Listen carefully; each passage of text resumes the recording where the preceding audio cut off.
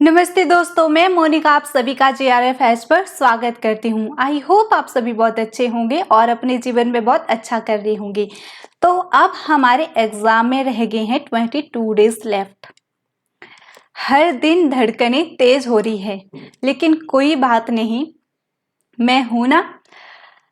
आपके एग्जामिनेशन की प्रेपरेशन को बूस्ट करने के लिए मैं लेकर आई हूँ नया सेशन, जिसमें कि हम डिस्कस करने वाले हैं बैंकिंग एंड फाइनेंशियल इंस्टीट्यूशन के मोस्ट रिपीटेड टॉपिक, जो कि बेस्ड है 10 year previous year question paper के इन डेप्थ एनालाइज पर। ओके, तो ये सेशन को लाने का मकसद सिर्फ यही है, अगर आपने इस यूनिट को पढ़ लिया है पूरा, तब आपके लिए एक क्या बन जाए रोड मैप। क्या मैंने ये टॉपिक पढ़े हैं, क्या इनमें से कोई टॉपिक छूटा तो नहीं है। अगर मैंने पढ़े हैं तो एक स्पेसिफिक टॉपिक है जिनको मुझे और स्ट्रांग करना है, ताकि मेरी यूनिट पर कमांड अच्छी हो जाए। और एक फायदा इसका और हो जाएगा कि आपको अगर रह गए हैं आपके PYQ करने, तो अगर आपने इन क्वेश्चनों को मतलब कि इन टॉपिकों को पढ़ लिया तो उनको सॉल्व करना भी इजी हो जाएगा। इसे कहते हैं स्मार्ट वर्क। मैं यहाँ बुक्स के लिए तो यहीं पर लिख देती हूँ स्मार्ट वर्क। ओके, तो इससे पहले हमारी 3 क्लासेस हो गई हैं, जिसमें हमने 3 डिफरेंट यूनिट्स के मोस्ट रिपीटेड टॉपिक को डिस्कस कर लिया है। तो आज की क्लास में हम पढ़ने वाले हैं बैंक एंड फाइनेंशियल इंस्टीट्यूट। तो बिना किसी देरी के स्टार्ट करते हैं अपनी क्लास को। मैं आपको एक बात बता दूं कि हर शाम 6 बजे 6 PM पर क्लास चैनल पर अपलोड कर दी जाती है, तो आप हर दिन क्लास को चेकआउट कर सकते हैं। तो इसके लिए आप चैनल को सब्सक्राइब कर लीजिए, जिसके द्वारा आप तक सबसे पहले नोटिफिकेशन पहुंचेगी। ओके, आप प्लीज़ कमेंट कीजिए, लाइक कीजिए, ताकि मेरा मोटिवेशन और मोरल बढ़े, ताकि मैं और ज़्यादा मेहनत कर पाऊँ कंटेंट क्रिएट करने में। तो इसको मैं अब थोड़ा इरेज कर लेती हूँ, सरफेस थोड़ा क्लियर होना चाहिए ना। ओके, तब ये जो हमारी बैंकिंग एंड फाइनेंशियल इंस्टीट्यूशन की यूनिट है, इम्पॉर्टेंट यूनिट है, क्योंकि जैसे हम अन्य यूनिट को देखते हैं, कहीं ना कहीं हमारे 2 सब्जेक्ट जो हमने अपने पढ़े हुए हैं, 2 सब्जेक्ट को कंबाइन करके एक यूनिट बनी है। लेकिन ये एक मतलब कि इसमें भी कंबाइन है कि फाइनेंशियल इंस्टीट्यूशन अलग पढ़ते हैं और बैंकिंग अलग है, लेकिन इसे हम एक ही बुक्स में हमने जो पढ़ा है, मतलब कि अपनी मास्टर्स में पढ़ा है और जो हमने अपनी अंडर ग्रेजुएट में पढ़ा है। तो इसके कुछ इम्पॉर्टेंट टॉपिक हैं। तो इम्पॉर्टेंट टॉपिक से सबसे पहले हम बैंक की तरफ जाते हैं। तो बैंक में इम्पॉर्टेंट क्या है? सबसे पहले जितने भी कमर्शियल बैंक, आपको ये नहीं करना है कि जितने भी कमर्शियल बैंक्स हैं उनको पढ़ना है, नहीं। आपको कमर्शियल बैंक के वर्क के बारे में पता होना चाहिए कि कमर्शियल बैंक का वर्क क्या है, राइट। उसके बाद आपको पता होना चाहिए रीजनल रूरल बैंक्स ये कब बने, राइट, ये कब बने और इनका वर्क क्या है, ये आपको पता होना चाहिए। और ये किसके अंडर काम करते हैं, ये भी आपको पता होना चाहिए। जैसे कमर्शियल बैंक हमारे बैंक रेगुलेशन एक्ट 1949 के अंतर्गत काम करते हैं, और जो हमारे RRB है ये काम करते हैं नाबार्ड के अंतर्गत ये क्या करते हैं, काम करते हैं। नाबार्ड इनकी फंडिंग को देखता है और इनके ऑपरेशन को देखता है। और नाबार्ड किसके अंतर्गत करता है काम? RBI। तो आपको ये सारी चीजें पता होनी चाहिए, क्योंकि सीधा क्वेश्चन कब पूछा जाता है कि नाबार्ड बताओ कि RRB को कौन ऑपरेट करता है, तो आंसर नाबार्ड। तो इस तरह आपका जितने भी कमर्शियल बैंक है, आपके RRBs है, आपको पता होना चाहिए कि पब्लिक सेक्टर में कितने बैंक है, प्राइवेट सेक्टर में कितने बैंक है, और उसके अलावा आपके फॉरेन बैंक, जितने भी फॉरेन बैंक है इनके आपको वर्क का पता होना चाहिए, और सिंपली क्वेश्चन यहाँ से पूछे जाते हैं। और उसके बाद आता है हमारा RBI के इम्पोर्टेंट है, यहाँ से क्वेश्चन आ जाता है। RBI के अंतर्गत हम बात करेंगे हमारे जितने भी शेड्यूल बैंक है, नॉन शेड्यूल बैंक है।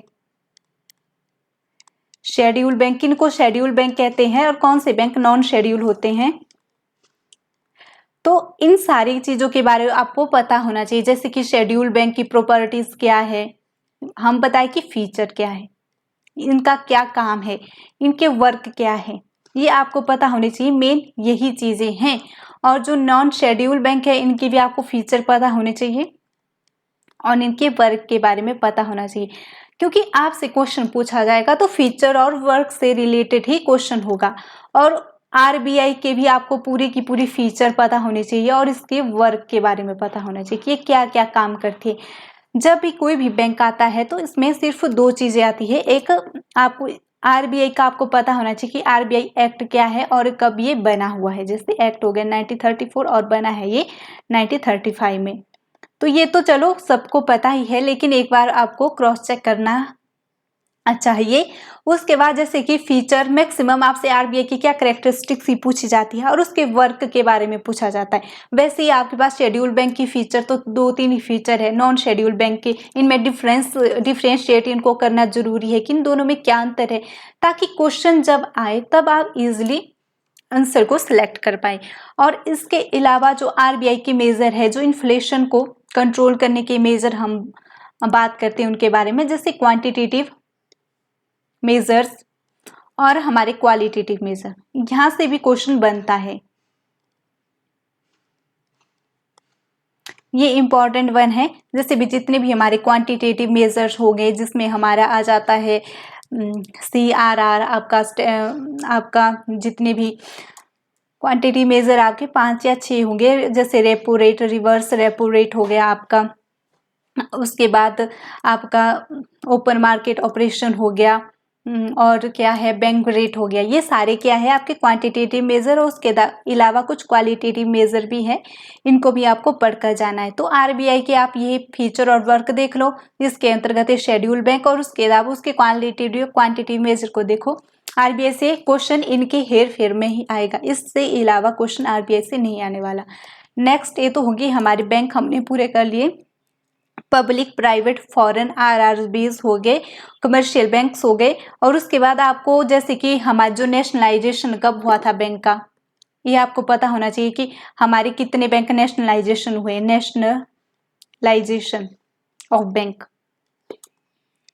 जैसे कि आपको पता होना चाहिए इंडिया में इस टाइम कितने 19 बैंक है जो कि नेशनलाइज हुए हैं। आपको उनकी डेट पता होनी चाहिए कि पहले जितने 14 बैंक कब हुए थे नेशनलाइज, और उसके अलावा जो नेक्स्ट 6 बैंक है वो कब हुए थे नेशनलाइज। जैसे कि ये 19 जुलाई कितने हुए थे, मैं डेट ही भूल गई, क्या ऐसा कैसे हो सकता है।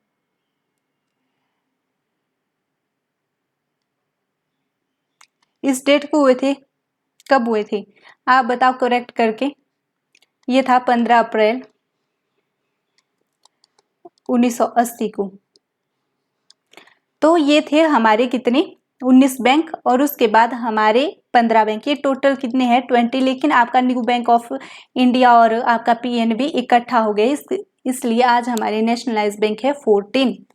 एक मिनट, मेरा इस टाइम पता नहीं 1969 को हुए हैं यार, मैं कैसे भूल रही हूँ। कई बार हो जाता है ना, ब्रेन काम करना कम कर देता है। तो यही है कि 10 बार 100 बार जो चीज़ पढ़ी है उसको कैसे भूल रही हूँ मैं आज। I am so sorry for the mistake. और उसके बाद अगर नेक्स्ट आ जाते हैं, ये हो गया आपके। उसके बाद एसबीआई, जैसे एसबीआई के 5 आगे बैंक्स है एसबीआई के बारे में कि एसबीआई कब बना। जैसे कि पहले इंपीरियल बैंक था जो 1921 में बना, और ये 1955 में इंपेरिकल बैंक था जो 1921 में, उससे क्या बना एसबीआई बना। इससे पहले कौन से हमारे bank of Madras, bank of Bombay, bank of Calcutta, जैसे 1856 को वो तीनों बैंक बने थे। तो आगे वो कब इंपेरिकल बैंक बने।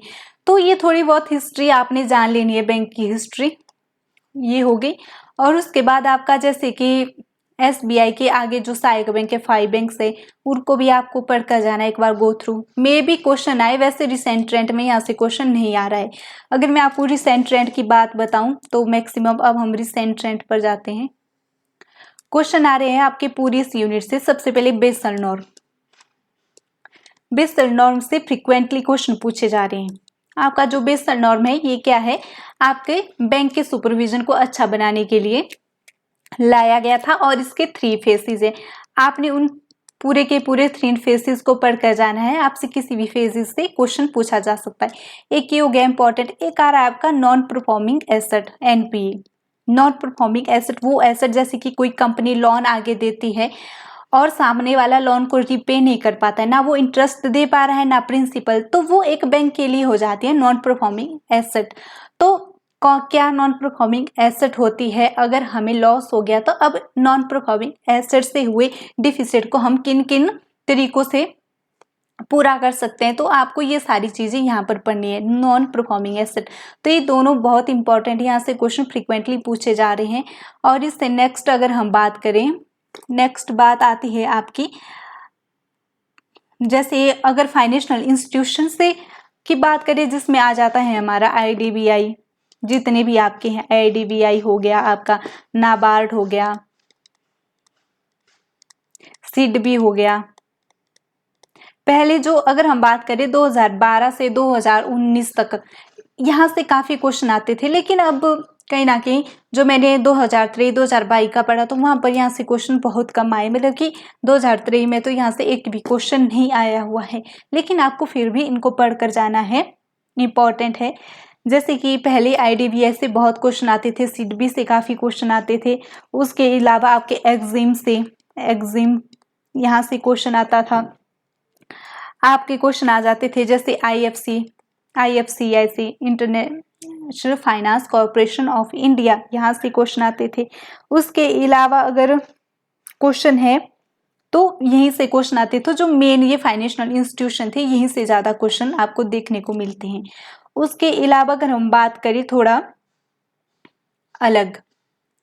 थोड़ा इससे अलग जाए तो अब हमारे जैसे मनी मार्केट और सेकेंडरी मार्केट दोनों ही इसमें आते हैं, मनी मार्केट एंड हमारा सेकेंडरी मार्केट दोनों ही हमारे जो ये बैंकिंग एंड फाइनेंशियल इंस्टीट्यूशन का पार्ट है। तो मनी मार्केट के जितने भी आपके इंस्ट्रूमेंट है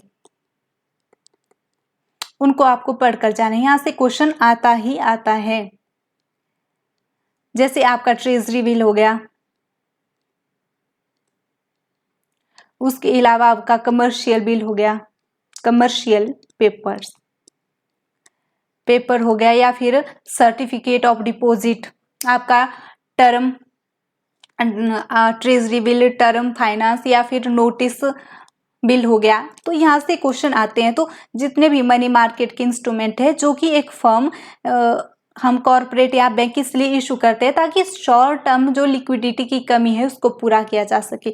और सेकेंडरी मार्केट से भी क्वेश्चन इस तरह के पूछे जाते हैं। और आपका सेबी भी इम्पॉर्टेंट वन है, सेबी भी आपको पढ़कर जाना है। तो आपका इंटरनेशनल बिजनेस में भी आता है, लेकिन सेबी इम्पॉर्टेंट है, इम्पॉर्टेंट वन। इसकी प्रॉपर्टी आपको पढ़ के जानी है, इसकी पूरी की पूरी फीचर हो गई, ये क्या क्या इसका काम है, इसके फंक्शन आपको पढ़ कर जाने हैं। ओके, तो सेबी भी एक इम्पॉर्टेंट वन है। उसके नेक्स्ट अगर हम बात करें कुछ, जैसे कि आपका पहले क्वेश्चन पूछा जाता था आपका म्यूचुअल फंड से, या फिर अब क्वेश्चन आ रहे हैं money market mutual fund. Money market mutual fund क्या होते हैं, तो यहाँ से भी एक क्वेश्चन रिसेंट में देखने को मिलता है। तो पहले क्वेश्चन हमारा वैसे UTI से आते थे, इसके ऑब्जेक्टिव के बेस पर आते थे, किसकी ऑब्जेक्टिव क्या है। लेकिन अब रिसेंट में कहीं UTI से क्वेश्चन कम आ रहे हैं और मनी मार्केट म्यूचुअल फंड से क्वेश्चन पूछ लिया जा रहा है, या फिर इसके इंस्ट्रूमेंट से क्वेश्चन पूछ लिया जा रहा है। और उसके बाद अगर हम बात करें तो आ जाते हैं हमारे डेरिवेटिव्स। डेरिवेटिव से भी क्वेश्चन पूछे जा रहे हैं, जैसे कि फाइनेंशियल इंस्टीट्यूशन में हमारे डेरिवेटिव भी फाइनेंशियल इंस्ट्रूमेंट है। डेरिवेटिव क्या हो गया, आपके फ्यूचर हो गया, फॉरवर्ड हो गया, ऑप्शन हो गया, स्वैप हो गया और वारंट। तो ये सारे जितने भी डेरिवेटिव है इनको पढ़कर जाना है अच्छे से। कहीं ना कहीं आपसे स्वैप पूछ लिया जाता है, इसमें इंटरेस्ट रेट ऑफ स्वैप के टाइप होंगे, उनको पढ़कर जाना है, वहां से क्वेश्चन आया था, राइट। और ऑप्शन और फॉरवर्ड से सिंपली क्वेश्चन पूछे जाते हैं, आपको सिर्फ इनका मीनिंग पता होना चाहिए। और टाइप सिर्फ स्वैप की है, जैसे कि इंटरेस्ट रेट स्वैप है, इसका एक टाइप, वहां से भी क्वेश्चन काफी बार आया है। तो जैसे कि अब हम इसको, इसमें यही सिलेबस है। और कुछ ये बात करें हम रिपीटेड टॉपिक की, जो बार बार पूछे जाते हैं, और कुछ बीच में से 3-4 क्वेश्चन हर बार ऐसे आ जाते हैं जो कि ऐसे मिसलेनियस टॉपिक है, जो इस बार आएंगे और अगली बार फिर नहीं आते हैं, राइट। कुछ नई क्वेश्चन देखने को हर एग्जामिनेशन में हर यूनिट में मिलते हैं। तो ये थे मोस्ट रिपीटेड क्वेश्चन। इसके अलावा अगर कुछ रह गया हो तो मैं थोड़ा याद करती हूँ। जैसे कि अब यही है जो मेन है, तो वो मैंने आपको सब बता दिया। बार बार इन्हीं चीज़ों से रिपीट हो रहे हैं क्वेश्चन। उसके बाद आपका थोड़ा वेंचर कैपिटल फंड से भी क्वेश्चन पूछ लिया जाए। इसमें वेंचर कैपिटल, यहाँ से भी काफ़ी क्वेश्चन पूछे जाते हैं वेंचर कैपिटल से, तो आपको पता होना चाहिए वेंचर कैपिटल का। वेंचर कैपिटल हो गया। उसके अलावा अगर बात करें हम, जैसे कि आपका वो तो शायद FII जो हमारा FDI और FI हमारा इंटरनेशनल ट्रेड से संबंधित है, तो ये तो इम्पॉर्टेंट है। कहीं ना कहीं फाइनेंशियल इंस्टीट्यूशन के साथ भी इनको लिंक करके पूछ लिया जाता है। तो आपको दोनों यूनिटों के लिए FDI और FII को पढ़कर ही जाना है। उसके बाद आ जाता है आपका जितने भी हो गए नरसिम्हा कमेटी से संबंधित कुछ कमेटी है, जैसे मैं आपको बता दूं आपने जो इम्पोर्टेंट है नरसिम्हा कमेटी।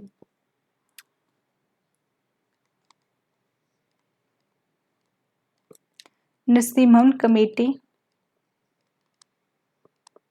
नंबर 2 है कमेटी इंपॉर्टेंट, वो शेट्टी कमेटी।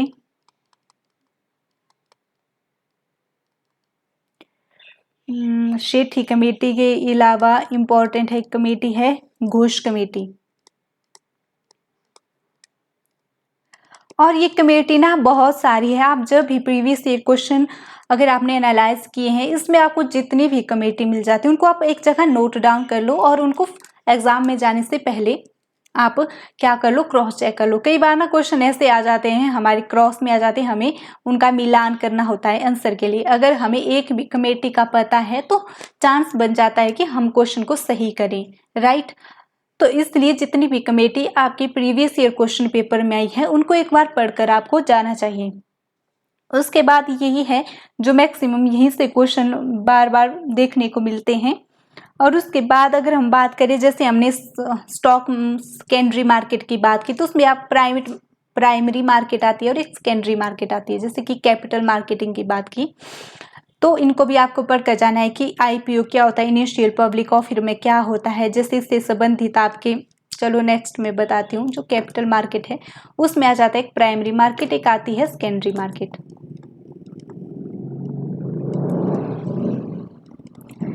और एक होती है सेकेंडरी। प्राइमरी में आपको IPO इनिशियल पब्लिक ऑफर के बारे में पढ़ना है और इससे संबंधित क्या अंडरराइटर होते हैं, अंडरराइटर क्या होते हैं ये भी इसके अंतर्गत आ जाता है। अंडरराइटर के बाद मर्चेंट बैंकर, और ये हो गया आपका प्राइमरी मार्केट से आपको यही टर्म पता होनी चाहिए। उसके बाद आती है सेकेंडरी मार्केट से आपको पता होना चाहिए कि ब्रोकर क्या होता है और जॉबर क्या होता है। कई बार इन दोनों को हम एक साथ समझ लेते हैं लेकिन इनमें भी डिफरेंस होता है। और फिर कुछ इस तरह सेकेंडरी मार्केट के जितने भी ऑपरेशन हैं इनके आपको फंक्शन और फीचर दोनों के पढ़ने हैं, मतलब कि फीचर फंक्शन दोनों आपको पढ़कर जाने। यही है इसका फाइनल शायद। इसके अलावा यही थे जो बार बार रिपीट हो रहे टॉपिक। अगर आप इन टॉपिकों को भी पढ़ते हैं अच्छे तरीके से, मैंने तो आपको सिर्फ हेडिंग ही बताई, इसके आगे आपको पढ़ना है। मैंने आपको बता दिया कि ये टॉपिक भाई आता है, अब इसको आगे अच्छे से पढ़ना आपकी जिम्मेवारी है। Okay, thank you very much for this. ये सेशन छोटा सा था तो पर बहुत ज़्यादा इंफॉर्मेटिव था मेरी तरफ से। तो प्लीज़ आप मेरे चैनल को सब्सक्राइब कीजिए, मुझे मोटिवेशन प्रोवाइड कीजिए, लाइक शेयर एंड सब्सक्राइब कीजिए। Thank you very much. अब हम नेक्स्ट मिलेंगे कल 6 बजे।